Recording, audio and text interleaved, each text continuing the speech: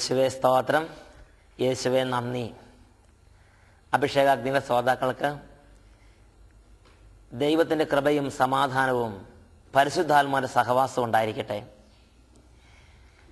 ഈ നിമിഷങ്ങളിൽ ദൈവമക്കളായ ഓരോരുത്തർക്കും ദൈവം നൽകുന്ന അതിശക്തമായൊരു ദൂതനെക്കുറിച്ചാണ് നാം ശ്രവിക്കാൻ പോകുന്നത്. നീ ഭയപ്പെടരുത്. ഭയം വലിയൊരു തിന്മയാണ്. ഭയം ദൈവത്തിൻ്റെ പരിശുദ്ധാത്മാവിൻ്റെ പ്രവർത്തനത്തിന് തടസ്സമുണ്ടാക്കുന്നു.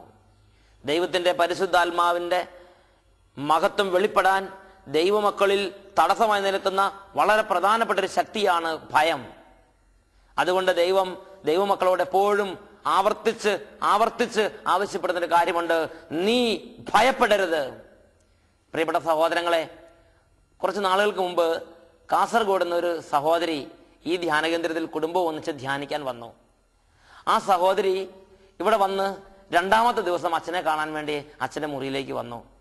ആ സഹോദരിയുടെ കണ്ണുകളിലേക്ക് നോക്കിയപ്പോൾ വലിയ ഭയവും ഉത്കണ്ഠയും വലിയ ഭാരവും നിറഞ്ഞു നിൽക്കുന്നതായി കണ്ടു. ആ സഹോദരി പറഞ്ഞു, അച്ഛാ, എൻ്റെ ഉദരത്തിൽ അതികഠിനമായ വേദനയുണ്ട്. ഇവിടെ വന്നതിന് ശേഷം വേദന കൂടിക്കൊണ്ടിരിക്കുകയാണ്. ഞാൻ മംഗലാപുരത്തുള്ള ഒരു ഹോസ്പിറ്റലിൽ പ്രസിദ്ധനായ ഒരു ഡോക്ടറിന്റെ ട്രീറ്റ്മെന്റിലാണ്. ഡോക്ടർ പറഞ്ഞിരിക്കുന്നത് 2 ആഴ്ചയ്ക്കുള്ളിൽ നിങ്ങൾക്ക് രോഗത്തിൽ വയറ്റിൽ എന്തെങ്കിലും വേദനയോ പ്രശ്നമോ ഉണ്ടെങ്കിൽ ഉടനെ തന്നെ ആശുപത്രിയിൽ മംഗലാപുരത്ത് അഡ്മിറ്റ് ആകണം. ഉടനെ തന്നെ നിങ്ങൾക്ക് ഓപ്പറേഷൻ നടത്തേണ്ടി വരും. അല്ലെങ്കിൽ നിങ്ങളുടെ ജീവന് തന്നെ അത് ഭീഷണിയായിരിക്കും. ഈ സംഭവം ഇങ്ങനെ ഡോക്ടർ പ്രിസ്ക്രൈബ് ചെയ്ത സാഹചര്യത്തിലാണ് ആ സഹോദരി കാസർഗോഡ് നിന്ന് ഞാൻ കർത്താവിന്റെ വചനം കേൾക്കുമെന്ന് പറഞ്ഞ്, എൻ്റെ കർത്താവ് എന്നെ സുഖപ്പെടുത്തുമെന്ന് പറഞ്ഞ് അട്ടപ്പാടിയിലുള്ള സെഹിയോൻ ധ്യാനകേന്ദ്രത്തിലേക്ക് ധ്യാനിക്കാൻ വന്നത്. ധ്യാനത്തിന്റെ ആദ്യ ദിവസം കഴിഞ്ഞു. 2ാം ദിവസം ആയപ്പോഴേക്കും ഉദരത്തിൽ വേദന ആരംഭിച്ചു. ആ സഹോദരിക്ക് വലിയ ഭയമുണ്ടായി. ആ സഹോദരി പറഞ്ഞു, അച്ഛാ, ഡോക്ടർ പറഞ്ഞിരിക്കുന്നത് ഉദരത്തിൽ എന്തെങ്കിലും വേദനയോ എന്തെങ്കിലും അസ്വസ്ഥതകളോ ഇനി ഉണ്ടായാൽ ഉടനെ തന്നെ മംഗലാപുരത്ത് ഹോസ്പിറ്റലിൽ അഡ്മിറ്റ് ആകണമെന്നാണ്. എനിക്ക് വലിയ പേടിയാവുന്നു. ആ സഹോദരി കണ്ണുകളിലേക്ക് നോക്കിയിട്ട് ഞാൻ പറഞ്ഞു, ഭയപ്പെടണ്ട, ധൈര്യമായിരിക്കുക. പ്രിയപ്പെട്ട സഹോദരങ്ങളെ, ആ ദിനങ്ങളിൽ ആ സഹോദരി കർത്താവിൽ ആശ്രയിച്ച്, കർത്താവിന്റെ ശക്തിയിൽ ആശ്രയിച്ച്, കർത്താവിന് നാമം വിളിച്ചപേക്ഷിച്ച് പ്രാർത്ഥിച്ചുകൊണ്ടിരുന്നു.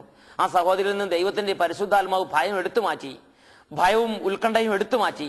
ആ സഹോദരി ആ ധ്യാനത്തിൽ മനസ്സ് തുറന്ന് യേശുവിനെ വിളിച്ച് പ്രാർത്ഥിച്ചു. ധ്യാനത്തിന് സമാപനമായപ്പോൾ ആ സഹോദരിയുടെ ജീവിതത്തിൽ രോഗപീഠകളുടെ കെട്ടുകൾ വെച്ച് കർത്താവ് ആ സഹോദരിയെ വിടുവിച്ച്. അതിനുശേഷം ആ സഹോദരി തിരിച്ച് നാട്ടിൽ ചെന്നു. മംഗലാപുരത്ത് നിന്ന് ഡോക്ടറെ കണ്ട് വീണ്ടും പരിശോധിപ്പിച്ചു. ഡോക്ടർ പറഞ്ഞു, ഉദരത്തിലുണ്ടായിരുന്ന മുഴകളെല്ലാം ചുങ്ങിപ്പോയി, ഇനി മരുന്ന് കഴിക്കണ്ട, ട്രീറ്റ്മെന്റ് എടുക്കേണ്ട ഒരാവശ്യമില്ല, ഉദരത്തിലെ മുഴകളെല്ലാം ചുങ്ങിപ്പോയി. ക്യാൻസറസ് ആയിരുന്ന മുഴകൾ പോലും സൗഖ്യപ്പെടുത്തുന്ന തരമുള്ള ദൈവത്തിന്റെ ഇടപെടലുകളാണ് ആ സഹോദരിയുടെ ജീവിതത്തിലുണ്ടായത്. ഭയം എടുത്തു മാറ്റിയപ്പോൾ ആ ഭയത്തിനോടനുബന്ധിച്ച് കിടന്ന രോഗപീഠകളുടെ കെട്ടുകളും കർത്താവ് അഴിച്ചു കൊടുത്തു. പ്രിയപ്പെട്ട സഹോദരങ്ങളെ, ജീവിതത്തിൽ ദൈവത്തിന്റെ മഹത്വം വെളിപ്പെടാൻ തടസ്സമായി നിൽക്കുന്ന പ്രധാനപ്പെട്ടൊരു തിന്മയാണ് ഭയം എന്ന് പറയുന്നത്. യെശയ്യായുടെ പുസ്തകത്തിൽ 37-ാമത്തെ അധ്യായം, അവിടെ വളരെ ദൈവീക നാമത്തിന്റെ ശക്തിയിൽ ധൈര്യത്തോടെ നിൽക്കുന്ന ഒരു ദൈവ പൈതലിനെ കാണാം. അദ്ദേഹത്തിന്റെ പേരാണ് ഹെസക്കിയ രാജാവ്. ഹെസക്കിയ രാജാവ് ദൈവത്തിന്റെ ശക്തിയിൽ ധൈര്യപ്പെട്ട ഒരു ദൈവ പൈതലാണ്. ഹെസക്കിയ രാജാവിന്റെ ജീവിതത്തിൽ പ്രയാസമുണ്ടായി.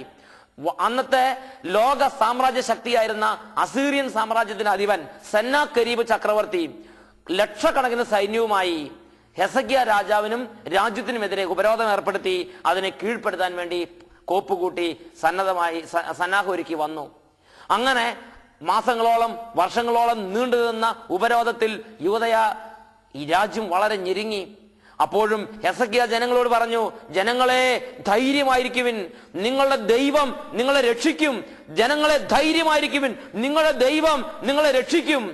അപ്പോൾ ദൈവ വിചാരമില്ലാതിരുന്ന, ദൈവനാമത്തെക്കുറിച്ച് പരിചയമില്ലാതിരുന്ന ഹെസക്കിയായും അവന്റെ ദൂതന്മാരും ജനങ്ങളെ ഇങ്ങനെ ഉത്ബോധിപ്പിച്ചു: ദൈവം നിങ്ങളെ രക്ഷിക്കും, ദൈവം നിങ്ങളെ രക്ഷിക്കും, ദൈവം നിങ്ങളെ രക്ഷിക്കും എന്ന് പറഞ്ഞ് ഹെസക്കിയ നിങ്ങളെ വഞ്ചിക്കാതിരിക്കട്ടെ. എന്റെ കരങ്ങളിൽ നിന്ന് ആർക്കും നിങ്ങളെ രക്ഷിക്കാൻ സാധിക്കുകയില്ല. ഹെസക്കിയ രാജാവിന്റെ ഉപദേശത്തെയും ഹെസക്കിയ രാജാവിന്റെ ധൈര്യത്തെയും ഹെസക്കിയ രാജാവ് ജനത്തിന് പകർന്നു കൊടുത്ത ആത്മധൈര്യത്തെയും സെന്നാകെരീബും അവന്റെ ദൂതന്മാര് പരിഹസിച്ചു. പ്രിയപ്പെട്ട ദൈവമക്കളെ, എങ്കിലും ഹെസക്കിയ നിരാശനായില്ല. ഹെസക്കിയ വീണ്ടും ദൈവനാമത്തിൽ ദൈവജനത്തെ സ്ഥൈര്യപ്പെടുത്തിക്കൊണ്ടിരുന്നു. അവൻ പറഞ്ഞു, മക്കളെ ധൈര്യമായിരിക്കുക, ദൈവം രക്ഷിക്കും, ദൈവം സംരക്ഷണം തരും. പ്രിയപ്പെട്ട സഹോദരങ്ങളെ, ഈ സാഹചര്യത്തിൽ ദൈവം ഇടപെട്ടു.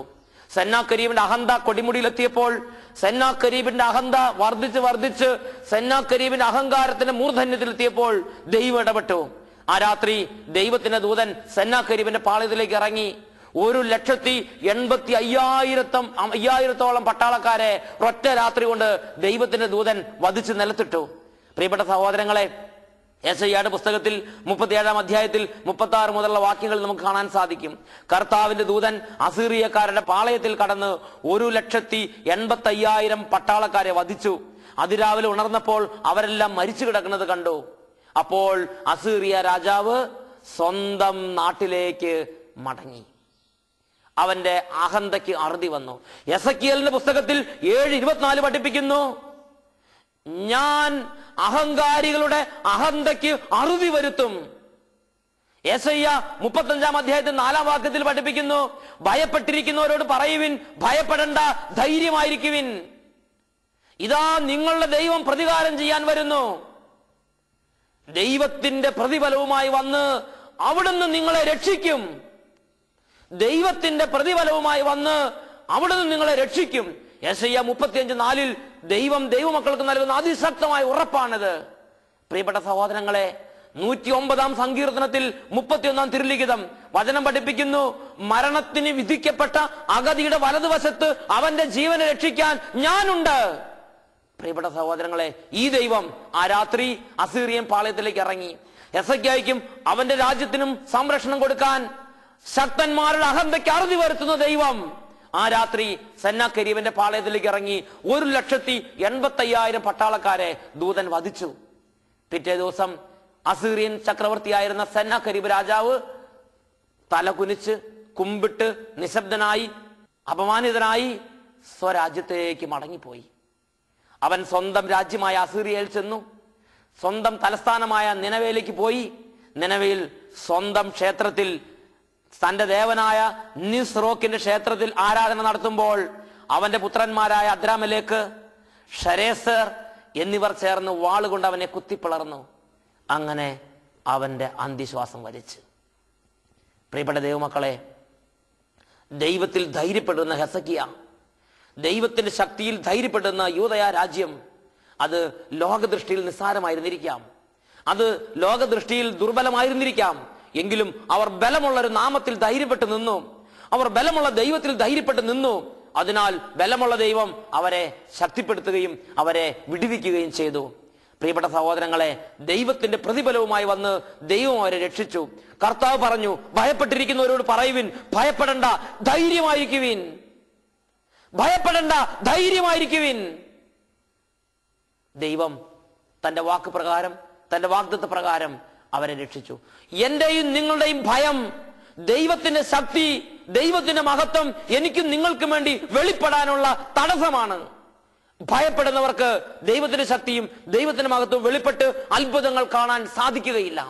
പ്രിയപ്പെട്ട സഹോദരങ്ങളെ, കാസർഗോഡ് നിന്ന് വന്ന സഹോദരി ഭയം വിട്ട് ദൈവശക്തിയിൽ ബലപ്പെട്ടപ്പോൾ ആ സഹോദരിക്ക് ഡോക്ടർമാർ ഓപ്പറേഷൻ പ്രിസ്ക്രൈബ് ചെയ്തിരുന്ന ഉദരരോഗം, ഉദര സംബന്ധമായ രോഗം, ഉദരത്തിലുള്ള മുഴകൾ ചുങ്ങിപ്പോവുകയും ആ മകൾ എന്നേക്കുമായി സൗഖ്യം പ്രാപിക്കുകയും ചെയ്തു.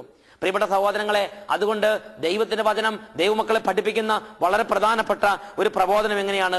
ഭയപ്പെടണ്ട, ധൈര്യമായിരിക്കുവിൻ. സങ്കീർത്തനത്തിന്റെ പുസ്തകത്തിൽ 37-ാം അധ്യായം 8-ാം വാക്യം, പരിഭ്രമിക്കരുത്, പരിഭ്രമം തിന്മയിലേക്ക് മാത്രമേ നയിക്കൂ. പരിഭ്രമിക്കരുത്, പരിഭ്രമം തിന്മയിലേക്ക് മാത്രമേ നയിക്കൂ.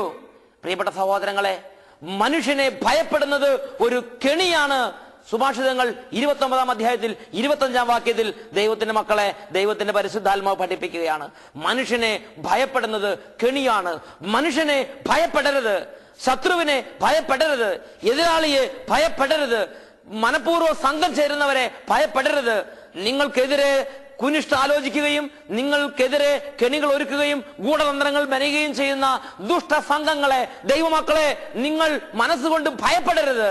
ദൈവത്തിന്റെ വചനം യെശയ്യായുടെ പുസ്തകത്തിൽ 51-ാം അധ്യായം 7-ാം വാക്യത്തിൽ ചോദിക്കുകയാണ്, ന്യായം അറിയുന്നവരും എന്റെ നാമം ഹൃദയത്തിൽ സൂക്ഷിക്കുന്നവരുമായ എന്റെ ജനമേ, എന്റെ വാക്ക് കേൾക്കുവിൻ. മനുഷ്യരുടെ നിന്ദനത്തെ ഭയപ്പെടുകയോ അവരുടെ ശകാരങ്ങളിൽ പരിഭ്രമിക്കുകയോ അരുത്. നിങ്ങൾ മനുഷ്യരുടെ നിന്ദനത്തെ ഭയപ്പെടരുത്, നിങ്ങൾ അവരുടെ ശകാരങ്ങളിൽ പരിഭ്രമിക്കരുത്.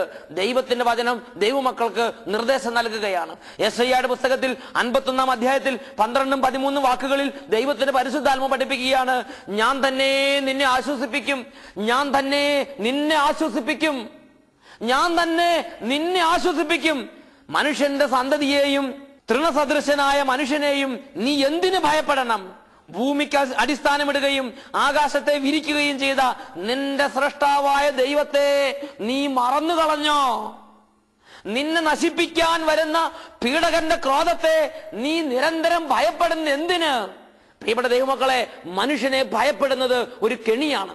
അവൻ നിന്നെ നശിപ്പിക്കാൻ വരുന്നൊരു പീഡകനാകട്ടെ, അവൻ നിന്നെ നശിപ്പിക്കാൻ വേണ്ടി സംഘം കൂടിയിരിക്കുന്ന ദുഷ്ട സംഘമാകട്ടെ, നീ മനുഷ്യനെ ഭയപ്പെടരുത്.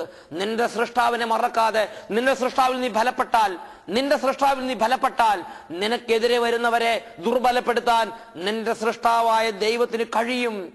മരണത്തിന് വിധിക്കുന്ന അഗതിയെ സംരക്ഷിക്കാൻ അഗതിയുടെ വലതുവശത്ത് നിൽക്കുന്നവനെ ദൈവം തന്നെ ഇത് അരുളി ചെയ്തിരിക്കുന്നു.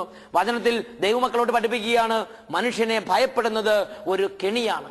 പലർക്കും രോഗത്തെ ഭയമാണ്, ചിലർക്ക് പലതരത്തിലുള്ള സാഹചര്യങ്ങളിൽ ഭയമാണ്. പരീക്ഷയെ ഭയപ്പെടുന്ന കുട്ടികളുണ്ട്, സാമ്പത്തിക കടബാധ്യത ഞെരുങ്ങുമ്പോൾ ഭയപ്പെടുന്നവരുണ്ട്, ജീവിതത്തിന്റെ തകർച്ച കാണുമ്പോൾ പെട്ടെന്ന് ഭയപ്പെട്ടു പോകുന്നവരുണ്ട്. പ്രിയപ്പെട്ട ദൈവമക്കളെ, ദൈവത്തിന്റെ ശക്തി ദൈവമക്കൾക്ക് അനുകൂലമായി വെളിപ്പെടാനുള്ള പ്രധാനപ്പെട്ട ഒരു തടസ്സമാണ് മനുഷ്യന്റെ ഹൃദയത്തിൽ കുടികൊള്ളുന്ന ഭയം. അപ്പോസ്തല പ്രവർത്തനം 27-ാം അധ്യായത്തിലേക്ക് വരാം. അവിടെ പൗലോസ് അപ്പോസ്തലനെ ശതാധിപൻ റോമാപുരിയിലേക്ക് കൊണ്ടുപോവുകയാണ്. റോമായിലേക്ക് പൗലോസ് അപ്പോസ്തലനെ കൊണ്ടുപോകുന്ന കപ്പൽ വലിയ കപ്പൽ അപകടത്തിൽ കടൽക്ഷോഭത്തിൽപ്പെട്ടു. കടലിൽ വലിയ കോളിളക്കങ്ങൾ ഉണ്ടായി. ആ കടൽക്ഷോഭത്തിൽ കപ്പൽ തകർന്നു തരിപ്പണമായി. 27-ാം അധ്യായം 20-ാം വാക്യത്തിൽ ആ അന്തരീക്ഷത്തെ കുറിച്ച് പറഞ്ഞിരിക്കുന്ന പ്രകാരമാണ്, ദിവസങ്ങളായി സൂര്യനോ നക്ഷത്രങ്ങളോ പ്രത്യക്ഷപ്പെട്ടിരുന്നില്ല. കൊടുങ്കാറ്റ് ആഞ്ഞടിച്ചുകൊണ്ടിരുന്നതിനാൽ രക്ഷപ്പെടാമെന്ന ആശ തന്നെ കൈവെടിഞ്ഞു. കപ്പൽ തകർന്നു തരിപ്പണമായി. കപ്പലിലുണ്ടായിരുന്ന വസ്തുവകളെല്ലാം കടലിലേക്ക് വലിച്ചെറിഞ്ഞു.